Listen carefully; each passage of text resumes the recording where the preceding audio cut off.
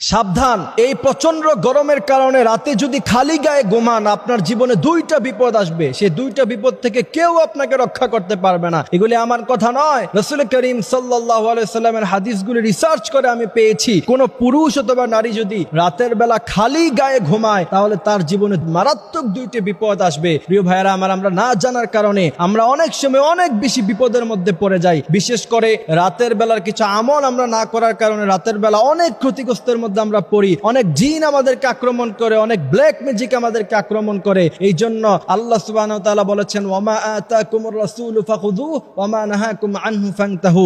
রাসূল যা করতে বলেছেন তোমরা তাই করো, আর রাসূল যা করতে নিষেধ করেছেন তোমরা কখনো তা করো না। প্রিয় ভাইয়েরা আমার, আপনি একটুখানি লক্ষ্য করে দেখেন, এই প্রচন্ড গরমের কারণে স্বাভাবিকতা আমারও মন চায় যে খালি গায়ে ঘুমিয়ে যাই, শরীরে কাপড় চোপড় ছেলেরা সব খুলে ফেলে। না, তুমি এমনটা করতে পারো না। আপনি রাসূল করিম সাল্লাল্লাহু আলাইহি ওয়াসাল্লামের ব্যাপারে হাদিস এসেছে যে নবুয়তের আগেও শিশুবেলায়ও রাসূলুল্লাহর নাভির নিচের জায়গা কখনো এক সেকেন্ডের জন্য কোনো মানুষ দেখে নাই। বাচ্চা অবস্থায় রাসূলুল্লাহ লজ্জা স্থান থেকে কাপড় সরে গেলে রাসূল করিম সাল্লাল্লাহু আলাইহি ওয়াসাল্লাম চিৎকার মেরে উঠতেন, সেই সম্পর্কেও হাদিস এসেছে। সুতরাং আপনি যদি খালি গায়ে ঘুমান, একদম উলঙ্গ হয়ে রাতের বেলা ঘুমাইছেন, দুইটি বিপদ আপনার আসবে। আর এই গরমের কারণে কখনো একদম উলঙ্গ হয়ে ঘুমাবেন না, একদম খালি গায়ে ঘুমাবেন না। যতটুকু সতর ঢাকা ফরজ অতটুকু সতর কমসে কম ঢেকে তারপর আপনি ঘুমাবেন। মেয়েদের জন্য সতর হচ্ছে শুধুমাত্র হাত দেখাতে পারবে আর মুখ দেখাতে পারবে আর পায়ের জায়গাটা দেখাতে পারবে। আর ছেলেদের জন্য সতর হচ্ছে নাভির উপর থেকে হাঁটু পর্যন্ত এতটুকু জায়গা হচ্ছে সতর। সুতরাং এই সতরের জায়গাটুকুন খুলে আপনি ঘুমাতে পারবেন না, তাহলে আপনার দুইটি বিপদ হবে। প্রথম নাম্বার হচ্ছে আপনি যখন ঘুমাবেন উলঙ্গ হয়ে, তখন ফেরেশতারা আপনার থেকে দূরে চলে যাবে।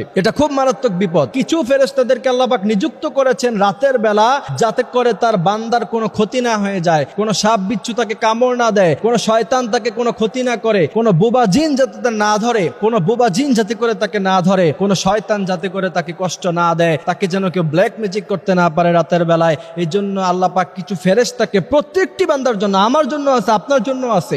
আর রাসূল বলেছেন, কোনো ব্যক্তি যদি বেহায়ার মতো উলঙ্গ হয়ে ঘুমায় তখন ফেরেশতারা শরমে তার কাছে আসে না। আপনি তাহলে অনেকগুলি বিপদের মধ্যে পড়ে যেতে পারেন। আপনাকে পোকামাকড় ধ্বংসন করতে পারে, সাপে কামড়াতে পারে, জিন আপনাকে অ্যাটাক করতে পারে যদি আপনার কাছে ফেরেশতাগুলি না থাকে। দ্বিতীয় নম্বরে যে বড় বিপদ আপনি পড়বেন সেটা হচ্ছে, আপনি দেখবেন যে বেশিরভাগ সময় তাদেরকেই বোবা জিন ধরে যারা ওযু ছাড়া ঘুমায়, যারা সুন্নতগুলি মানে না। রাসূল কারীম সাল্লাল্লাহু আলাইহি ওয়াসাল্লামের অনেকগুলি সুন্নত আছে, যে ডান দিকে কাত হয়ে ঘুম যাওয়া, ঘুমের দোয়া পরে ঘুম যাওয়া, আয়াতুল কুরসি পরে শরীরে ফু দিয়ে ঘুম দেওয়া। এই সমস্ত কাজগুলি যারা করে না তাদেরকে দেখবেন বেশিরভাগ বোবা জিন শয়তান তাদেরকে আক্রমণ করে। এবং এই বোবা জিন শয়তান যদি আপনাকে খুব বেশি পরিমাণে প্রেসার ক্রিয়েট করে তাহলে আপনার প্রাণহানি হতে পারে। সুতরাং আপনি উলঙ্গ হয়ে অবস্থায় ঘুমালে আপনি তা সেই ঘুমের মধ্যে মৃত্যুবরণ পর্যন্ত করতে পারেন। আল্লাহ সুবহানাহু ওয়া তাআলা রাসূল যা করতে বলেছেন এগুলির মধ্যে যে কত ফায়দা আপনি কল্পনা করতে পারবেন না। ১৫০০ বছর আগে রাসূল হাদিস বলেছেন, ১৫০০ বছর পরে এসে বিজ্ঞানীরা গবেষণা করে প্রত্যেকটি হাদিসের নিরসন তারা দেখেছে